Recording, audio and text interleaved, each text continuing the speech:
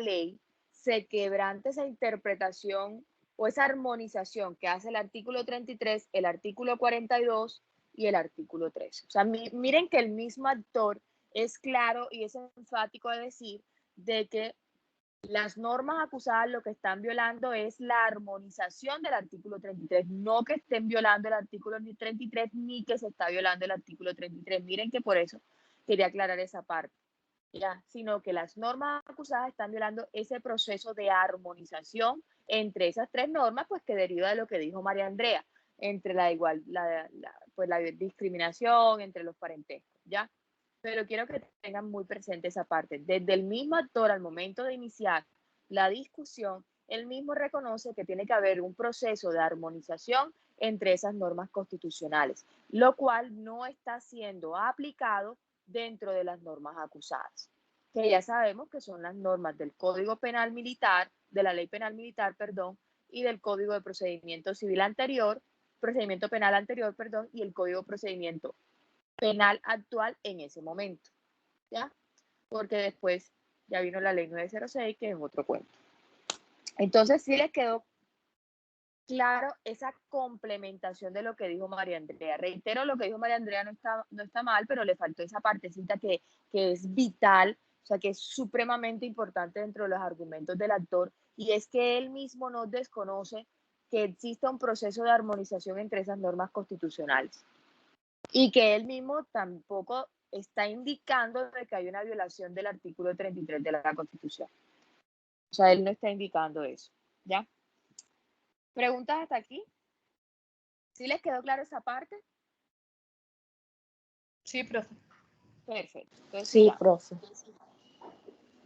Esta, por ahí da una manito levantada. A ver quién la tiene levantada. David Kerguelen, ¿vas a decir algo? No, profe, ya no. Perdone. ¿Y qué querías decir?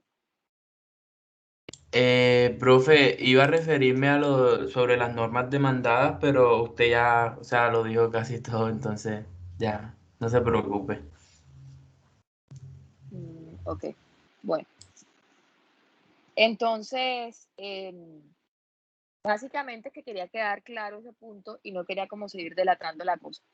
Entonces, esas fueron ya sabemos cuáles son las normas demandadas, sabemos cuáles son los argumentos del actor, tenemos claridad qué es lo que el actor estaba argumentando, ¿cierto? Saquémonos de la cabeza que el actor está atacando el artículo 33 de la Constitución, porque no es así, no lo está atacando en ningún momento, ¿ya?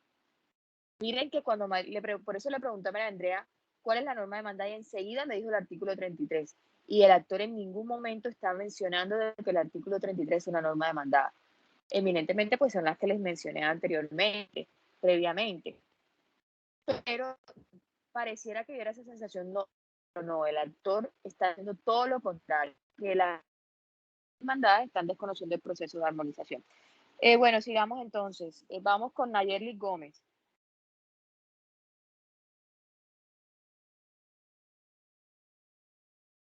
Nayerly.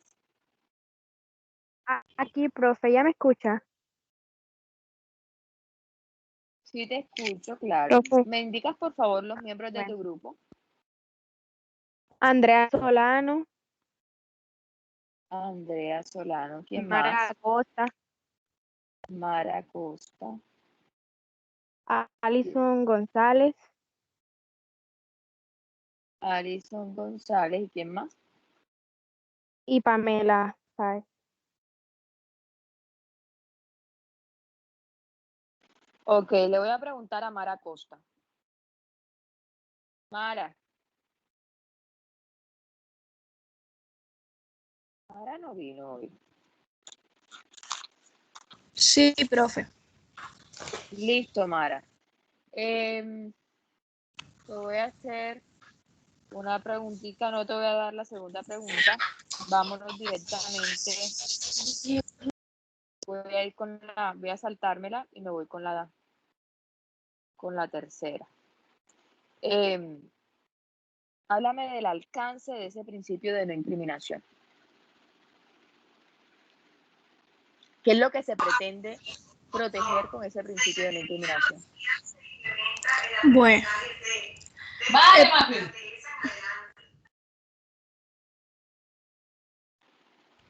El principio de no incriminación buscaba proteger como lo que se exponía en el artículo 33 de la Constitución.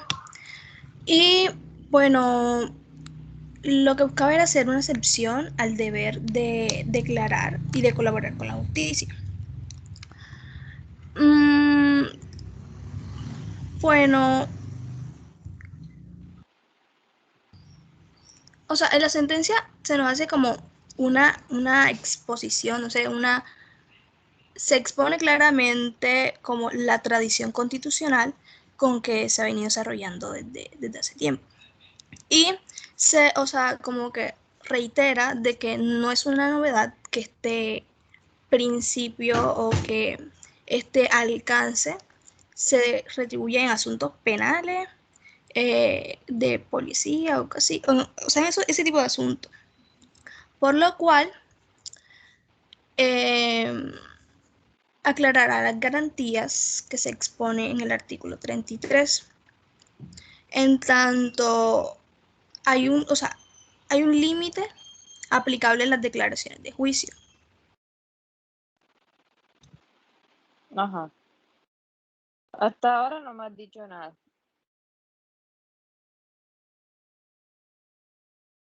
Ajá, Mara, ¿qué más?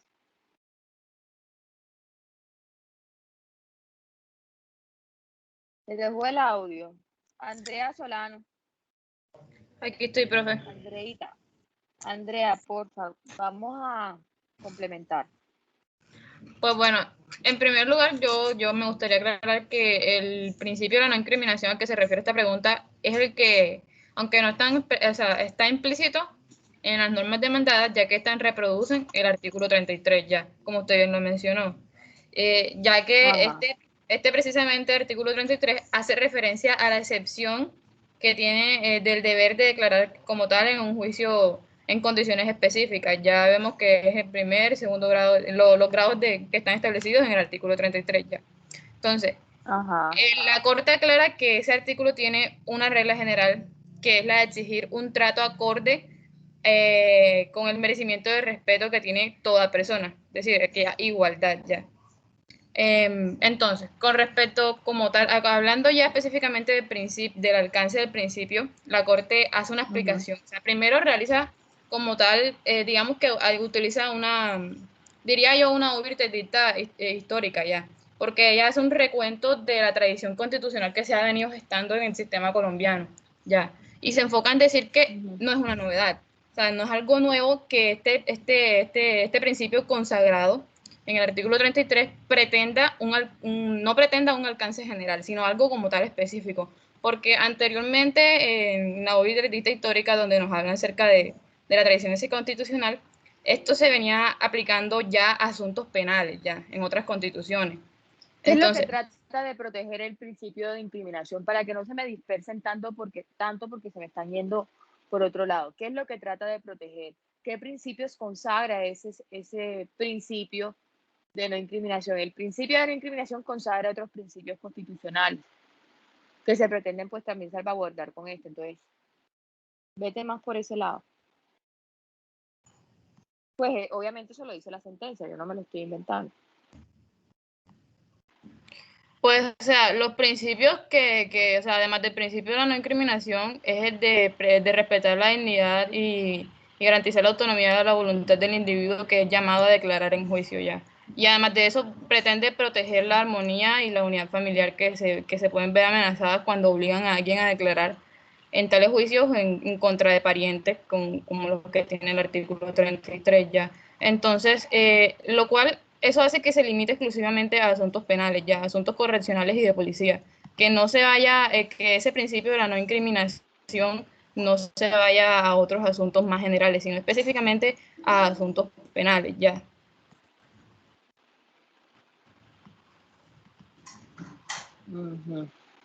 Bueno, hay unos principios, además de lo que tú dijiste, hay unos principios como el principio de la autonomía de la voluntad, la libertad de conciencia, son, digamos que aportan o son unas garantías adicionales de ese principio de no incriminación. En la misma sentencia indica que lo que busca es que se impidan presiones sobre la conciencia de ese individuo, ¿cierto? Porque tú, como tú lo dijiste, y eso está bien, esas presiones familiares que puedas tener o que se rompa ese vínculo familiar por la presión que tengas de declarar en contra de un familiar que ha cometido un delito. Incluso en la sentencia habla de una expresión que a mí me gusta para esto, y es que se invade o podría invadirse la esfera íntima de ese núcleo familiar. Entonces, ahí se estaría protegiendo también la libertad de conciencia, ¿cierto? Y la autonomía de la autonomía, perdón, de la voluntad, ¿cierto? De no tener que declarar en contra de un familiar, no tener que romper esa esfera íntima de ese núcleo familiar por que alguno de ellos haya cometido algún tipo de delito. Entonces le baja esa presión, como dice la Corte, sobre la conciencia de esos individuos. Entonces, quería como puntualizar esa parte porque lo que dijiste está perfecto. De hecho, toca el resorte o toca también el principio de la dignidad humana, eh, prescribiendo, pues, proscribiendo presiones frente a los familiares que están, pues, que los conducen a obligar, los conducen a declarar, perdón, en contra de familiares que hayan cometido un delito, familiares pues dentro de los parentescos establecidos dentro de la norma, ¿ya? Entonces, básicamente, esos son los principios desarrollados, o sea, el alcance de ese principio de no incriminación permite tocar la esfera o permite tocar núcleos esenciales de otros derechos, de otros principios constitucionales que coinciden también con principios constitucionales fundamentales. Muchísimas gracias. ¿Quién fue la que habló primero? Mara y Andrea. Muchísimas gracias por su participación. Sigamos entonces. Tengo aquí la lista. Acá está. Bueno, vamos por favor el grupo de Juan David Echeverri. Presente, doctora, ¿me escucha? Sí, te escucho. ¿Me indicas por favor los miembros de tu grupo? Jesús Maturana, Sí, ¿quién más? Juan Felipe Ojeda, Natalia Delgado, Sí, Hernán Jaraba ¿quién más? y mi persona. Listo, muchas gracias, Juan. Por favor, Hernán Jaraba. Buenos días, ¿estás profesora. conectado? Muy Sí, buenos buenos días, días, ¿cómo Hernán. está? Muy bien, gracias. Hernán, vamos a contestar la pregunta número 4. Voy a dividir esa pregunta en dos y te voy a asignar una partecita de esa pregunta. Entonces, primero que todo, ¿qué es una antinomia? ¿Cierto? Y la segunda, explícame lo que son las antinomias solubles y las antinomias insolubles. Listo, pues. Bueno, tenemos que las antinomias son las contradicciones o posiciones reales o aparentes entre dos leyes, principios, ideas, palabras o fenómenos, entre otros. Eso por respecto a las antinomias, es una inconcordancia entre dos leyes. Después encontramos las antinomias solubles, y nos dice que es aquella incapacidad para, no, cuando se presenta una incapacidad para responder uno de estos criterios, el legislador, bueno, o quien lo resuelva, puede tomar otros criterios para la solución. Por eso se dice que son denominadas antinomias aparentes, porque con ciertos criterios exteriores se puede solucionar estas antinomias. Después están las antinomias insolubles, que son todo lo contrario. Cuando se presenta esta contradicción entre leyes, no hay ningún criterio para darle respuesta a esto. Por eso son reales, se denominan antinomias reales también. ¿Y cómo diferencio yo una antinomia soluble a una antinomia insoluble? Por los criterios, profesora. Cuando con ciertos criterios yo puedo darle respuesta a la antinomia, sería soluble. Pero ¿cómo puedo yo aplicar, cómo puedo saber de que yo puedo aplicar o no los criterios? ¿Qué características tienen esas antinomias insolubles para yo poder identificarlas? Porque dice, ay, ¿cómo sé que yo puedo no aplicar un criterio? ¿Cómo sé que esto es una antinomia insoluble o es una antinomia insoluble? O sea, ¿qué características tiene para yo poder decidir o establecer si aplico o puedo aplicar o no los criterios? Porque si tú me dices, no, las antinomias solubles son las que no le puedo aplicar los criterios, pero ¿por qué no? ¿Qué características tienen esas antinomias insolubles que la hacen así? Del grupo.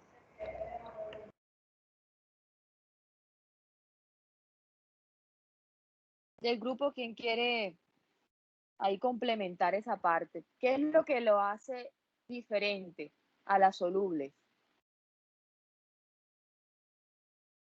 ¿Por qué no le puedo aplicar los criterios?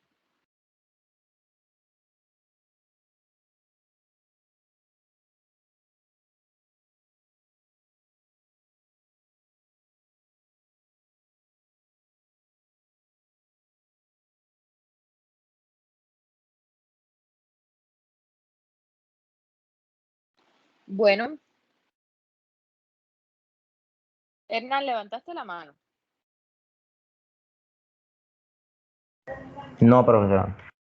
Ah, ok, que vi una manito ahí levantada. Bueno, básicamente hay que entender una cosa. Y es que,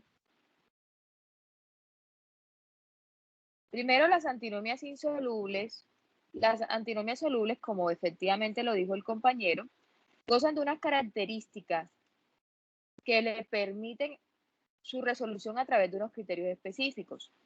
Esas características es que esas normas tienen diferente tiempo o fueron emitidas en diferente momento, fueron emitidas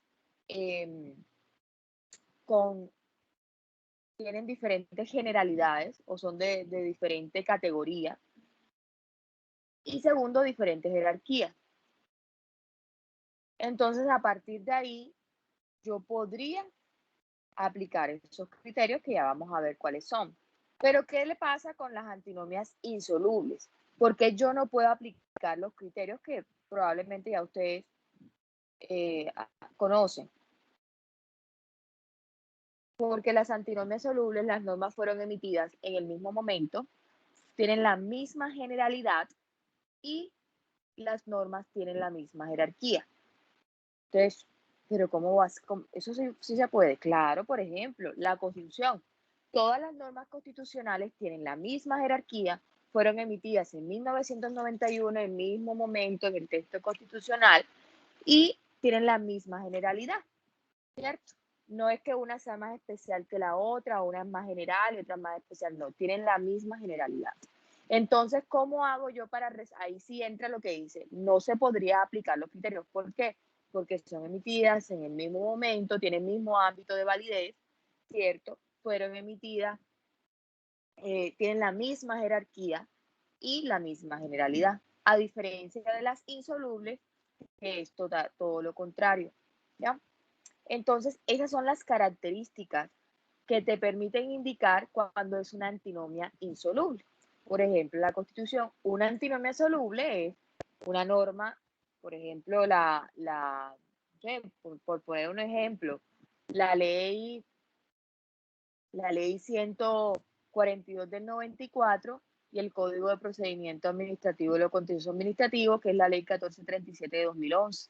Son dos normas que fueron emitidas en diferentes momentos y ya vamos a ver un par de casos o vamos a ver algún caso en que se haya presentado contradicciones entre las mismas. Entonces pueden ser dos normas diferentes, fueron emitidas en diferentes momentos, tienen la misma jerarquía, sí, porque ambas son leyes. Habría que mirar el tema de la especialización, o si es especializada una u otra, si es más general o es especial, y eminentemente fueron emitidas en diferentes momentos. Entonces, palabras más, palabras menos, eso es lo que indica la sentencia en cuanto a las antinomias insolubles, ¿ya? ¿Les quedó claro la diferencia entre la antinomia soluble y la antinomia insoluble? Sí, profe. Profe, yo le tengo una pregunta. Las que quieras. Profe, cuando habla de especialidad, o sea, cuando se utiliza el criterio de especialidad, por ejemplo, Sí. al momento sabemos que en el código sustantivo del trabajo, pues Ajá. hay algunos regímenes que, por ejemplo, como el de los profesores, que están Ujú, regulados por una norma en especial. Entonces, ujú. Se en va a este aplicar esos caso, regímenes especiales. exacto, se aplicaría eso por encima de lo que dice el código sustantivo. O sea, este sería Exacto, un sí, ejemplo. Ok, exactamente. Es un ejemplo clarísimo, listo, porque son normas especiales, ¿cierto? Entonces, miren que los profesores, las reglas generales es que todos nos accedemos a pensión de vejez, pero ustedes escuchan que los profesores tienen unas pensiones adicionales, que tenían una pensión de gracia, y son derechos adquiridos, ¿ya? Entonces, ustedes ven que los profesores se han escuchado, o de pronto sus papás, gozan de pensión de vejez y pensión de gracia. Y habían unos más viejitos, pero ya creo que ya los que gozaban de eso, ya creo que ya han fallecido o están a portas, que tenían hasta 3 pensiones. Entonces, miren que es una incompatibilidad entre lo que dice el Código Sustantivo del Trabajo y la Ley 100 del 93, que habla el tema pensional, ¿cierto? Y pues las normas de los profesores que son, hay una que es de 1976, es un decreto ley, pero ahorita no recuerdo el número, que es el que habla precisamente de las pensiones de los profesores, que es de, imagínense, del 76. Es viejita, pero es especial. Entonces, como lo especial va a primar sobre lo general, esta se va a aplicar. ¿Ya? ¿Alguna otra pregunta?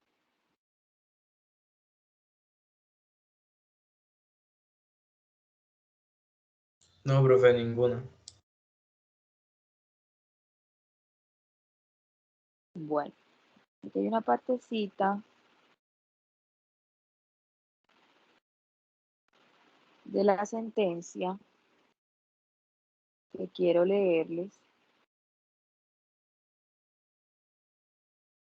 de las antinomias insolubles. Realmente, un momentito. Quiero leerles ese pedacito y ahorita se me fue. Lo tenía aquí, pero bueno, ahorita se los leeré. Norberto Obvio define lo que son las antinomias solubles e insolubles. Quería como leerles el pedacito, como para pues como para afianzar lo que acabé de decirle. Aquí está. Sostiene enseguida, o sea, Norberto Obvio, que tratándose de normas del mismo nivel, ojo, del mismo nivel, es decir, el mismo rango en la escala normativa y contemporánea, mismo nivel, misma jerarquía, la Constitución, todas las normas están en la misma jerarquía, es decir, que ninguna es posterior a la otra, con igual grado de generalidad, debe admitirse que ambas tienen igual validez en el sentido de que ambas están válidamente incorporadas al sistema. Empero, las dos no pueden ser contemporáneamente eficaces, es decir, no pueden ser aplicadas simultáneamente. En este caso, y solo en este, la coherencia no sería condición de validez, más sí eficacia. Bobbio llama a este tipo de antinomias insolubles. ¿Ya? Tienen la misma jerarquía o el mismo nivel, la misma generalidad, perdón, y fueron emitidas en el mismo momento. ¿Ya? Esas serían las antinomias insolubles. Listo, entonces sigamos.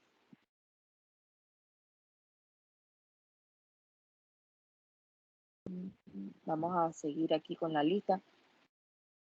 ¿Alguien tiene alguna otra pregunta?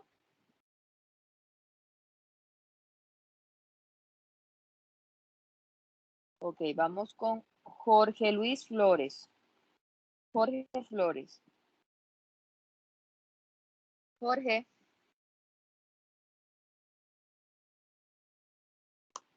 Jorge. Jorge. Jorge Flores. ¿Dónde está? ¿Quiénes son los miembros del grupo de Jorge? Si no está Jorge, deben estar los otros 4 miembros o 5 miembros.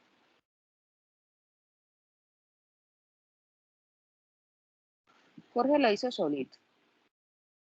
Vamos a poner entonces. Verónica Sánchez. Sí, profesora. ¿Me indicas, por favor, los miembros de tu grupo? Sí, Valeria Estrada, Ajá. Valentina Tirado, Ajá. Darcy Mercado y Rubiela Regino.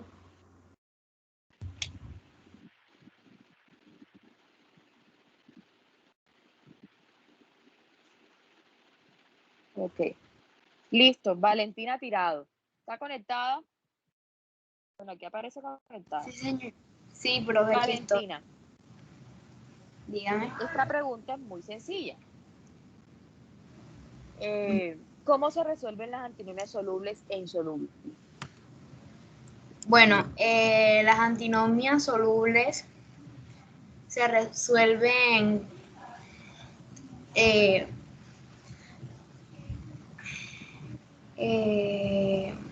las insolubles. O sea, primero que todo voy a empezar con las insolubles, que son las que, bueno, cuando se dan esas 3 características, se dicen que no se pueden aplicar. O sea, se presenta cuando se tienen normas que son del mismo nivel, como ya estábamos diciendo, que ninguna surgió después de la otra y que además se tiene en cuenta que estas tienen que tener, por así decirlo, igual grado de validez, puesto que ambas se encuentran pues en el ordenamiento. Por las que las dos, o sea, se entiende que estas no pueden ser pues aplicadas simultáneamente, si no habría pues contradicciones. Precisamente porque ninguna de las normas resulta superior, es que se dice que no tienen solución. Así pues se debe entender que en estos casos pues no se afecta la validez sino por la eficacia. Entonces no tienen solución en este caso. Y entonces, ¿cómo hago si yo me enfrento a una antinomia insoluble? Queda así.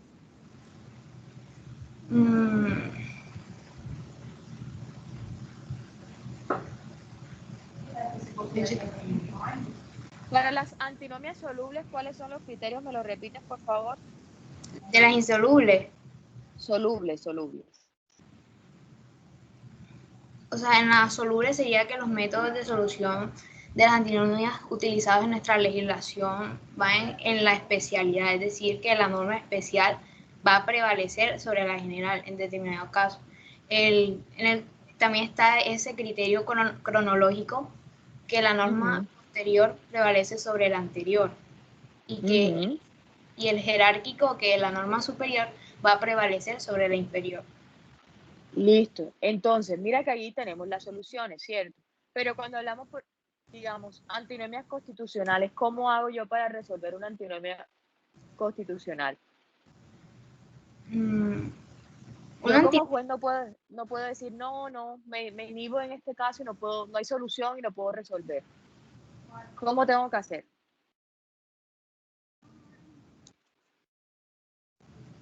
Usted habla de las insolubles, ¿cierto? Sí, claro, sí.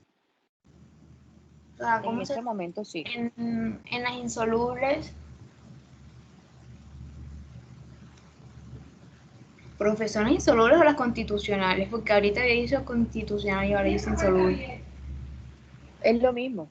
Las antinomias constitucionales es un ejemplo de antinomias insolubles. Entonces, esta se resolvería a la luz de la interpretación que realice el juez.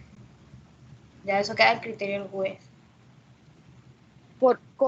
Entonces, ¿cómo tiene que hacer el juez? Ahí la sentencia lo dice.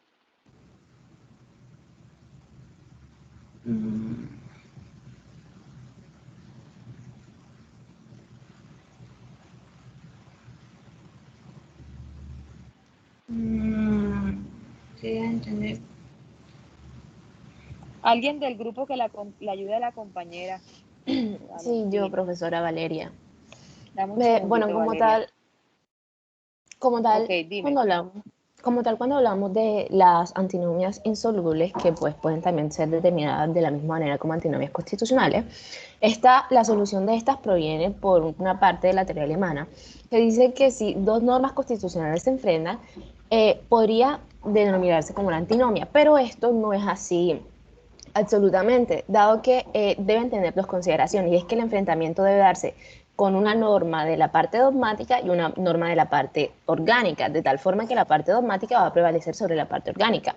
Pero en la sentencia, que es lo que nosotros estamos viendo, no se está utilizando como, no son dos normas o sea, no es una norma de la parte dogmática y una norma de la parte orgánica, sino que es una norma, son dos normas de la parte dogmática. Como tal, lo que se hace en este caso sería una ponderación, porque se configuran como principio. Entonces la ponderación, lo que se va a intentar hacer es o determinar a qué principio vamos a terminar afectando de acuerdo a la importancia de poder afectar o la importancia de poder generar un derecho que cumpla, en este caso, el principio de igualdad, o en este caso, como está haciendo en esta sentencia, sería armonizar, de tal forma que si hacemos una interpretación sistemática podríamos llegar a que ese artículo 42 pueda interpretarse de una manera extensiva. Sí, está perfecto. Hay un puntito, hay una palabrita que complementa ese tema de la ponderación, que es la que utiliza la sentencia para resolver el caso. Y con esto ya toco esa pregunta, porque básicamente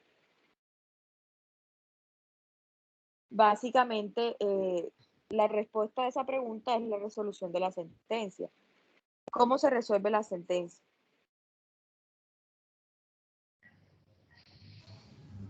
La contesto enseguida. Sí, de una. Ok, listo, bueno. Hay que partir, pues esta respuesta va a estar dividida en dos niveles, y es el nivel de las normas, que pues bien son las demandadas, que son normas, los decretos y las leyes, y hay una justificación para poder predecir que estas normas como tal no pueden ser pues declaradas o no pueden ser declaradas inexequibles, dado que, como bien usted lo dijo, profesor, al inicio, estas normas están ciñéndose literalmente del artículo 33 de la Constitución. Por tal sentido, sería una incongruencia determinarlas como inconstitucionales. Otro aspecto es que en sí, si nos vamos a la finalidad de la demanda, si nos vamos a la finalidad de la demanda, no es precisamente lo que busca el accionante que se declare inexequible, sino que se amplíe, porque él está intentando demostrar que debe haber una igualdad en el origen familiar. Otro punto es que declarar inexequible en estas leyes y estos decretos, este término también dejaría un vacío, que significaría romper un núcleo esencial que parte de esos principios que usted estaba diciendo, como la dignidad, la igualdad, la voluntad, el debido proceso, que hace parte del Estado Social de Derecho. Esto con respecto a las leyes y decretos que está demandando. Y si nos vamos al enfrentamiento entre el artículo... No, te me estás yendo muy para allá. No, ya voy a hablar, voy a hablar del yendo muy para allá. artículo... No, es que estoy hablando de ya voy a empezar a hablar del artículo 33. No me hables de eso. Es simplemente cómo hicieron con ese artículo 33. Y si me hablaste de la ponderación, y hay unos juicios que se aplican para poder resolver esas antinomias. Porque ya te me está yendo a otra pregunta, que es la del origen Sí, con familiar. respecto a la 40, o sea, pues lo que se hizo en con respecto al artículo 33 y el artículo 43 fue armonizarlo, de tal forma de que si lo que se buscaba era que 42. se hubiera una igualdad, 42, si lo que se buscaba es que existiera una igualdad en el origen familiar, lo que se iba a hacer es que esa igualdad se iba a intentar establecer en el artículo 42, de tal forma que si el grado de consanguinidad llegaba hasta cuarto nivel, el de civil también iba a llegar hasta cuarto nivel.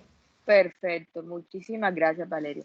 Esa es, ¿por qué no pongo la otra pregunta?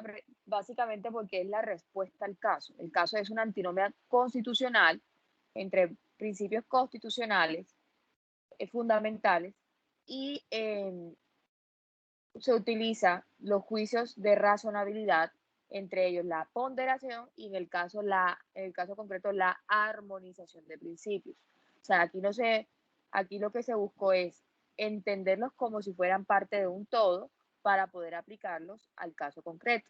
Y pues concluyo con una palabrita que dice la Corte, y que están en los salvamentos de votos, no sé si alguno tuvo la oportunidad de leerlo, que la Corte pues no debió ni siquiera resolver este caso, porque no era un tema de interpretación, sino de aplicación, porque ya vamos a ver, ya preguntaré cuando veamos lo del origen familiar, era un tema más de aplicación, de si te enfrentas al caso, cómo tienes que resolver.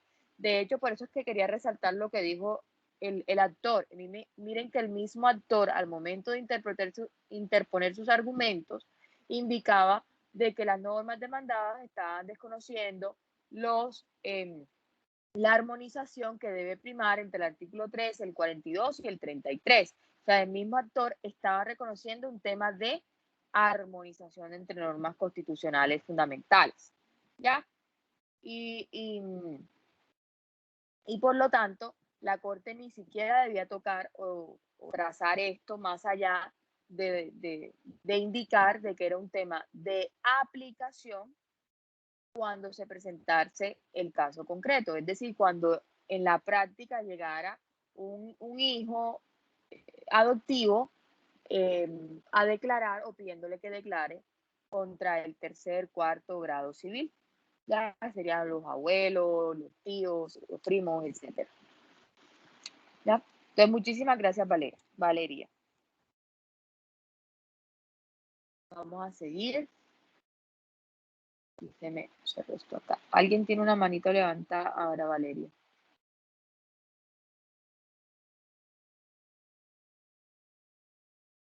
Laura Rodríguez.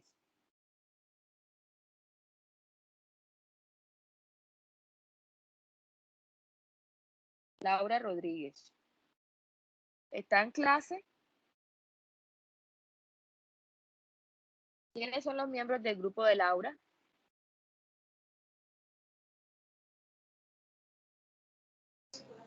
Profe, Laura es del grupo de María Andrea Segura. Ay, sí, salió. Ella ya ¿Y salió Laura no está en clase? Profe, sí estoy en clase, Sí lo que está, pasa es que no profe. puedo activar el micrófono. Aquí estoy. Bueno, sí, tienes razón, ya salió ese grupo. El grupo de David Kerguelen no ha salido. David Kerguelen. Sí, profe. ¿Me das, por favor, los miembros de tu grupo? Natalie Zager, Ajá, Santiago Ángel Corrales, ajá. María Carolina Herrera, Ya va. María Carolina Herrera. Ajá. y ya le digo el otro, Juan Felipe Cogollo. Juan Felipe Cogollo. Listo, Santiago Ángel. ¿Está presente? Profe, Santiago le dejó una excusa por el chat. Bueno, ya revisaré. María Carolina Herrera. Presente, profe. Bueno, María Carolina, una pregunta también muy sencilla. Explica, por favor, lo que es valor, principio y regla. Bueno, profe, aquí hablamos de que los principios son como que esos tipos de estándares jurídicos o estándares objetivos que han de ser alcanzados, o bien estos pueden contener una exigencia de una justicia, equidad, o hablamos de una dimensión de la moralidad. Cuando hablamos de las reglas, hablamos de que estas exigen unas decisiones particulares. Y cuando se habla de los principios, aquí hablamos de que estos enuncian unas razones. Y cuando se ¿Y habla los valores qué? cuando se habla de valores, es que si la norma lo reconoce, este hace que la norma sea prescindida, concreta y también eficaz. Entonces, en todo esto... El valor. Sí, profe. Y aquí hablamos de que cuando una norma reconoce su valor, se hace un poco más precisa. ¿Qué características tienen cada uno de ellos, por favor? Bueno, profe. La característica de los principios es que esto, más que todo, son unas normas que los principios lo que hacen es condicionar las demás normas. Cuando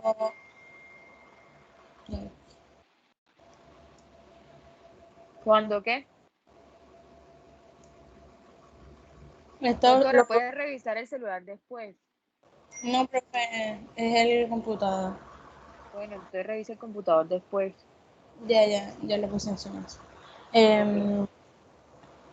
Profe, como le venía diciendo, Sí, es que se distrae uno de la aplicación.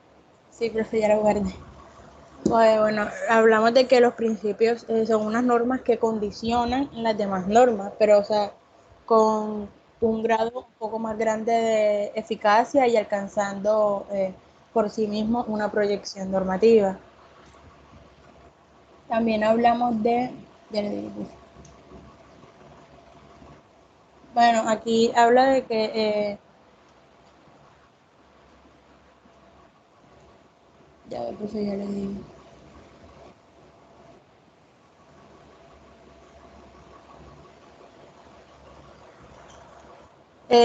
Bueno, de que los principios no exigen unas decisiones particulares y que la diferencia de este es que las reglas sí las exigen.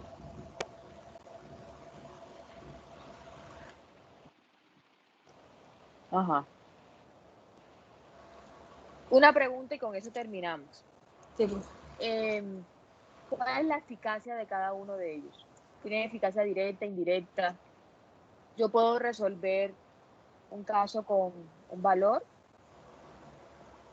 directamente o no utilizar directa? ¿Puedo resolver un caso aplicando Pues un con un valor? valor sí, con un valor sí. No, falso. Con un valor no se puede. Con un principio sí, con una regla con muchísimo Profe, de María profe, Carolina, en la quisiera sentencia, ayudarla.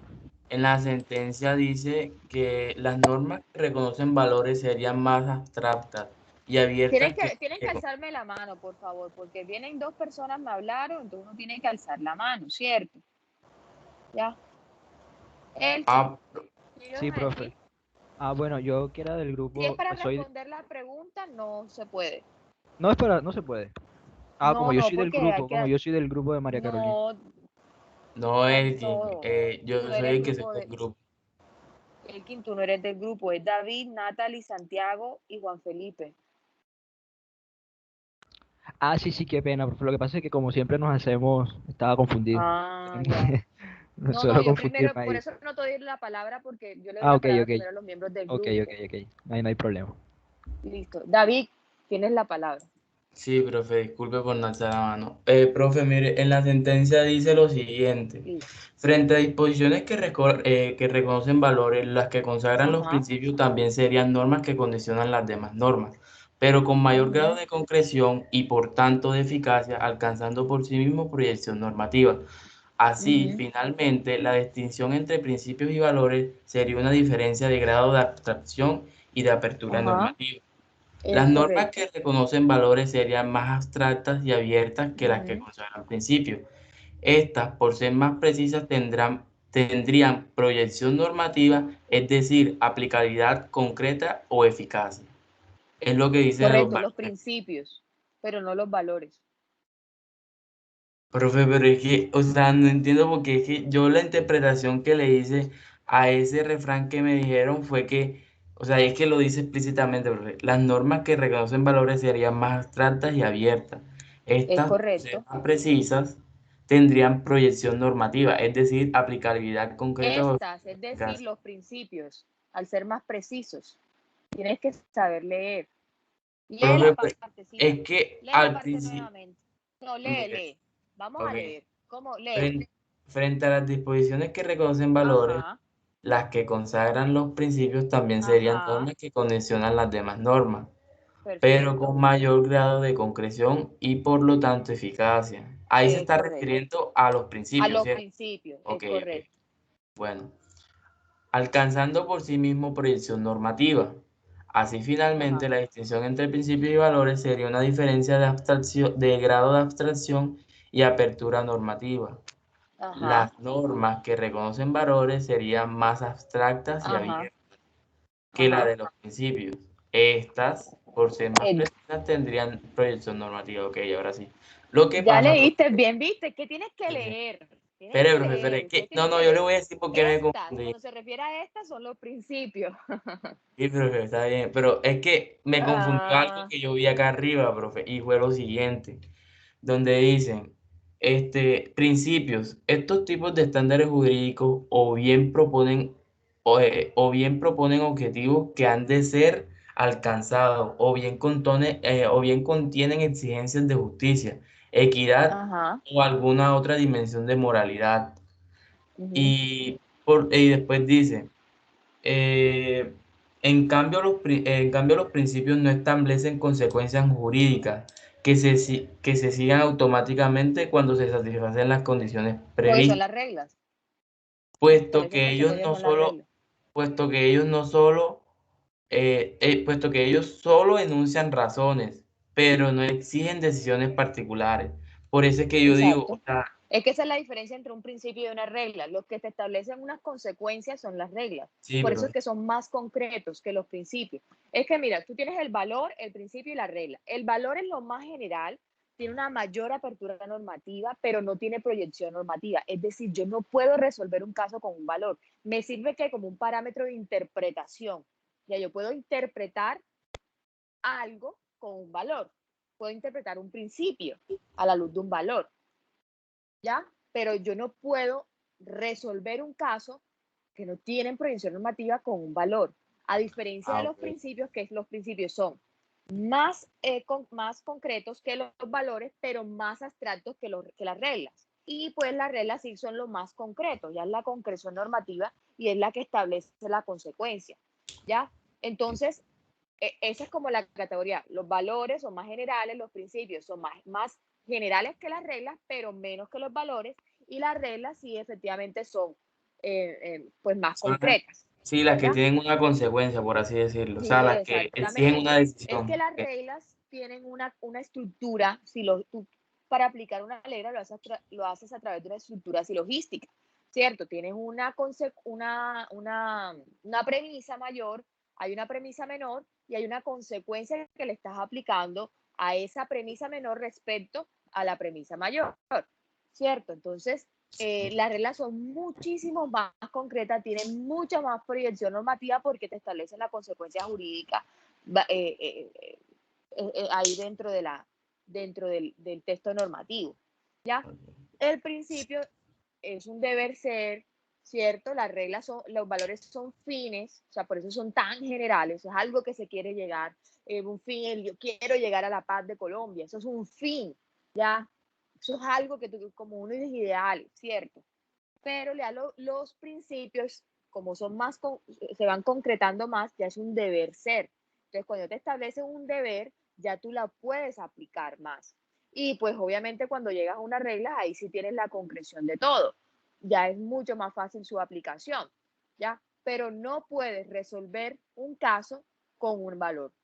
No tiene esa proyección normativa. Mira que tú lo leíste, sino que lo habías leído un poquito mal, ¿ya? No, sí, profe, fue Lo que que la tiene son los principios. Miren que hubo esa un es una error de diferencia lectura. tangencial. Sí, esa es una de las diferencias que en el texto que tú leíste me gustó que lo hayas leído porque ahí establece una diferencia tangencial entre lo que es un valor y lo que es un principio. Y pues claramente indica que los principios tienen esa proyección normativa que no tienen los valores. Profe, fue un error de interpretación al leer la sentencia porque, o sea, como empezó hablando de los valores, yo pensé que, o sea, porque yo esa pregunta la resolvimos justamente con mis compañeros y cuando yo leí el texto, yo dije, pero si está empezando a hablar de los valores y si se dice estas, por estas, la palabra estas me hizo pensar que eran valores, ya, entonces fue como un error de No, interpretación que se hizo, eso no es un pero, error, tienes que tener en cuenta eso. Cuando te dice esta, se refiere a lo último. Cuando te dice aquellas, sí se hubiese dicho los valores. ok, Por eso tienes que o tener sea en que, cuenta sí, esos conectores. listo, Estas profe, es lo anterior. Aquellas es la de más allá, ok, ¿ya? Para que no te vuelva a ocurrir eso. o sea, Pero esta sí sería me lo gustó último, porque sí es lo último, es lo que ok, se hace alusión a lo último que está hablando. Por eso estos valores o esto hace alusión a tal cosa. Aquí, si hubiese dicho aquellos o aquellas, sí hace alusión pues a los valores.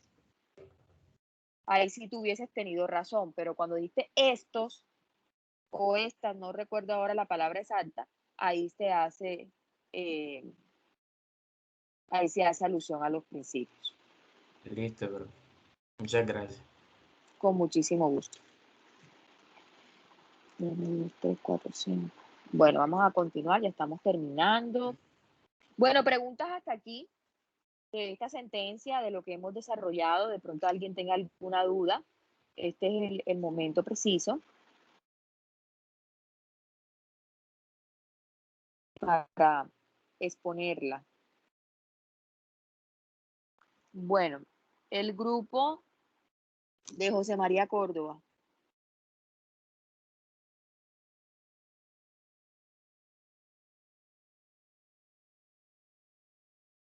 José María, ¿no estás conectado? Por ahí te veo conectado. Hola, profe. José María. Hola, profe, ¿cómo está? ¿No me dejaba Muy entrar? bien, gracias. ¿Y tú? Bien, profe, bien, gracias. ¿Me das, por favor, los miembros de tu grupo? Elkin Romero, Mario Alberto Hernández, Natalia Contreras, mi persona y... se me va Marina Sofía Chalá, profe. Pero, profe, ¿Qué pasó? respecto a Mariana, le Sí, ella digo... habló conmigo. Bueno, listo. Me listo. repite, José María, Elkin, Mario, ¿quién más? Mariana, ¿y quién Y más? Natalia Contreras.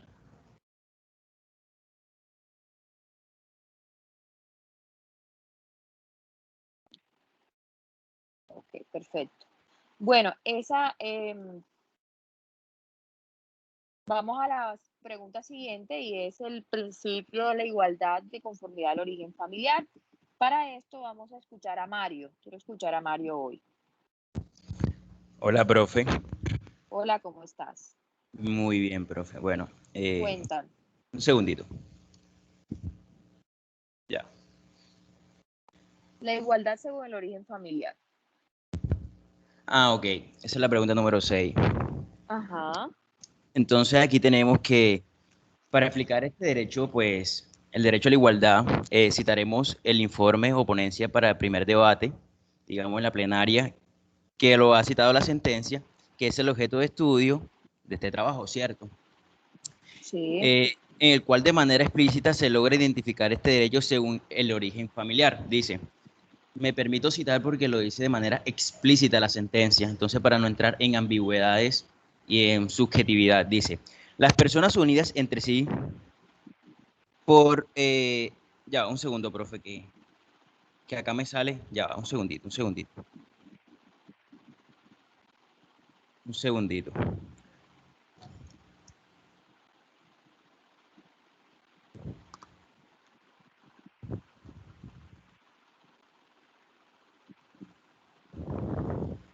Profe, ¿me escucha? Sí, te escucho perfecto. Ya, es que me sale acá que me aparece... Ya, ahora sí. Dice, derecho a la igualdad según el origen familiar, dice el artículo 42, inciso cuarto de la Constitución Política de Colombia, la ley podrá determinar el patrimonio familiar inalienable e embargable, la honra, la dignidad y la intimidad de la familia son inviolables. Las relaciones familiares se basan en la igualdad de derechos y deberes de la pareja y en respeto recíproco entre todos sus integrantes. Ajá.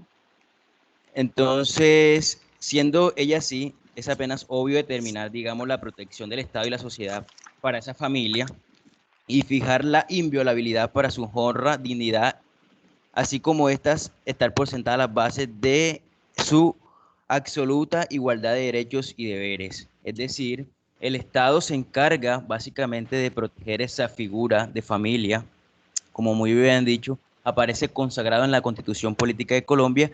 Lo que se encarga básicamente el Estado es de garantizar y proteger esa figura familiar que aparece consagrado en dicha Constitución y en dicho artículo.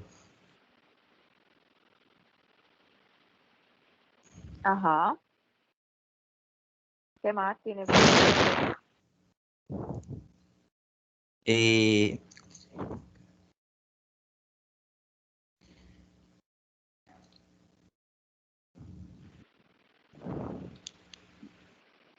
los compañeros del grupo que quiera complementarla, Mario, por favor.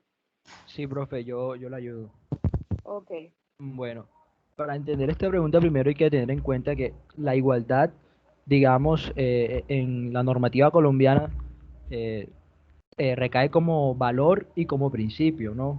Entonces, Ajá, sí, es correcto. Valor, exacto, principio y regla inclusive. inclusive, exactamente. Entonces, digamos que en cuanto al valor, cuando en el preámbulo de la Constitución dice que entre los fines del Estado, entre otros, está el de fortalecer la igualdad, ¿no? Pero bueno, no hundemos tanto ahí. Ajá, Sigamos más con lo que viene siendo el principio, que eso es lo que nos interesa. Dice, así eh, es. en el título de los principios fundamentales dice, eh, el Estado reconoce sin discriminación alguna la primacía de los derechos inalienables de la persona. Cuando dice sin discriminación alguna, ahí ya está haciendo referencia, digamos, a este derecho a la igualdad, ¿no? Está haciendo Entonces, que se me cayó la... Disculpa, ok, ¿está ya haciendo qué? ahí ya está haciendo referencia a este derecho a la igualdad cuando Ajá, dice sin discriminación alguna. Entonces, ok. digamos, estoy aquí haciendo como una contextualización normativa. Si nos vamos al artículo 13 de la Constitución, dice que todas las personas gozarán de los mismos derechos, libertades y oportunidades, y aquí viene lo importante, sin discriminación alguna por razones de sexo, raza, origen nacional o familiar, lengua, religión, opinión política o filosófica. Nos importa cuando dice de origen nacional o familiar, ¿ya? Entonces, Ujú. cuando nos dice que también sin distinción de origen familiar, y ahí entonces nos adentramos a lo que viene siendo el derecho a la igualdad desde el origen familiar. Ahora bien, si nosotros nos vamos al artículo 42 de la misma Constitución, nos dice que, bueno, la familia, nos habla de la familia que es el núcleo fundamental de la sociedad, se constituye por vínculos naturales jurídicos, etcétera, etcétera. Más adelante nos dice que los hijos en el matrimonio o fuera de él, adoptados o procreados natural o con asistencia científica, tienen iguales derechos y deberes. Vea lo que nos está diciendo, que no Ujú. importa si está en un matrimonio o si los hijos son adoptados o si son procreados naturalmente o son, digamos, procreados con asistencia científica, independientemente del origen, si se podría decir así, tienen los mismos derechos y deberes. ¿Mm? Entonces, básicamente, Así es. vemos cómo el principio de la igualdad, que también es un valor constitucional, de cierta manera prohíbe establecer diferencias legales de trato fundadas en estos motivos, ¿no? Y que específicamente el artículo 43 concreta, ¿ya? En la regla de discriminación de origen familiar. Esto es básicamente lo que hace referencia el derecho de la igualdad con origen familiar, de origen familiar. Ok, perfecto. Muchísimas gracias, doctor. ¿Quién me faltó por llamar a exponer? Hable ahora, calle para siempre. Voy a bajarle las manitos aquí para yo ver si alguien más sube la mano. Todos participaron el día de hoy. El que no participa, pues obviamente tiene un 0 y si sacan el trabajo un 4 por un 0, eso les da 4 por 0. ¿Cuánto da? Todo lo que multipliquen por 0 da 0. Entonces, este es el momento oportuno. Todos participaron.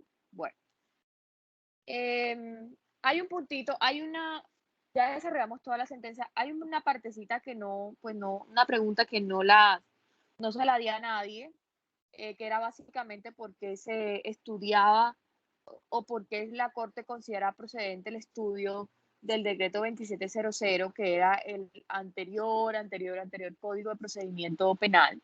Y era básicamente porque al momento de expedición de la emisión de esa sentencia, podían haber todavía procesos que excursaran su trámite a la luz de ese código. Por lo tanto, podrían presentarse situaciones en las que se pudiesen aplicar la norma demandada. Por lo tanto, la Corte decide estudiarlo porque se puede presentar el caso, ¿ya? Entonces, porque todavía pueden cursar procesos a la luz de ese código, a pesar de que ya no estuviese vigente por haber sido derogado por la ley 600. Miren que si tomamos el código actual, que es la ley 906, todavía tenemos procesos en curso con la ley 600. Entonces, miren que la ley 600 de 2000, y ya 20 años después todavía hay procesos que cursan bajo ese sistema. Entonces la Corte pues decide estudiar esa norma.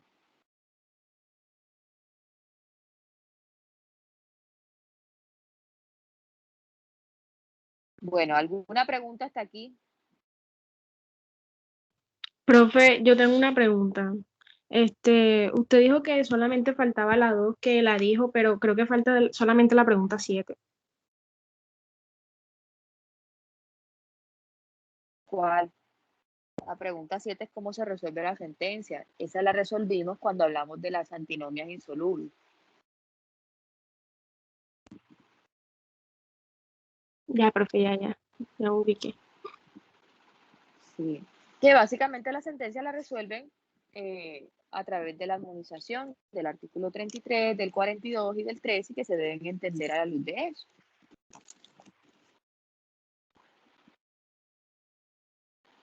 Bueno, si no tenemos preguntas, entonces vamos a dar por terminada esta actividad. El día de hoy salimos más temprano de la clase. Profe. Dígame, les voy a dar una actividad. Está alzando la mano, profe. Anda, qué pena, discúlpeme, doctora. Juan Felipe, cuénteme. Disculpe, no había visto la manita. No, tranquila, Doc. Doc, era que sobre el punto 2 se hablaba mucho sobre la perpetuatio jurisdictions, que es como una garantía, pues es un principio. Entonces ese principio está establecido en el artículo 29, que habla sobre los fenómenos de la ley en el espacio-tiempo, y pues se habla de la garantía de la inmodificabilidad de la competencia judicial. Entonces, pues era lo que usted explicaba, simplemente que yo quería decir como que ese era un principio que estaba establecido. Ok, muchísimas gracias, doctor, por su Doc, aporte. y yo quería preguntarte si te podías quedar conmigo un segundito al final de la clase. Por favor, no me tutee, discúlpeme, no me tutee, yo no los tuteo a ustedes y por favor a mí no me tutee. No, disculpa. Gracias. Es una costumbre mía. Bueno, conmigo no la utilice. Sí, disculpa. Sí, o mejor te Yo me escribo. puedo quedar con usted, claro que sí. Y le reitero, por favor, no me tutee. Gracias. ¿Alguna otra pregunta para los compañeros? ¿Tienen ustedes alguna otra pregunta? Bueno, en vista de esto, entonces damos por terminado la clase. Para la próxima semana, que ya comenzamos, pues, vamos a hablar el tema de las lagunas y vamos a entrar a hablar sobre la doctrina probable.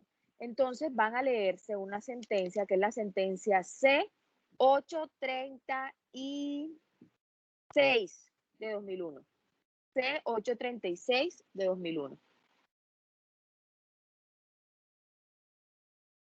C de constitucionalidad 836 de 2001. Listo, doctores, entonces nos vemos la próxima clase.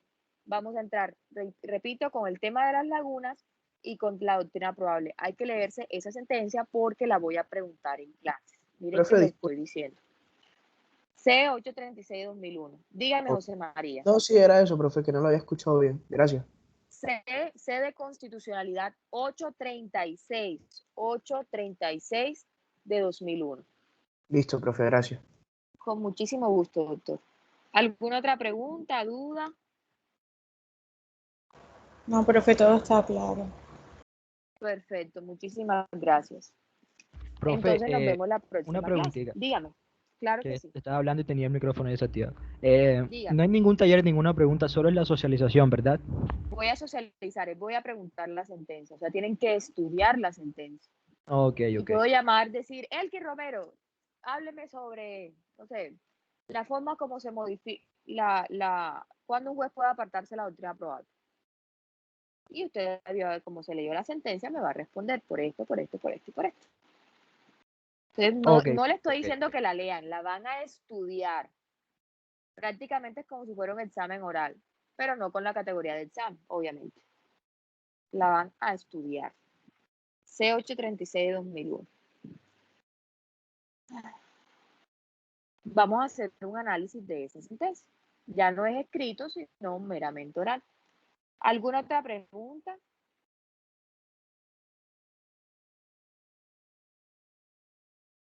Profe, todo claro. Perfecto, doctores.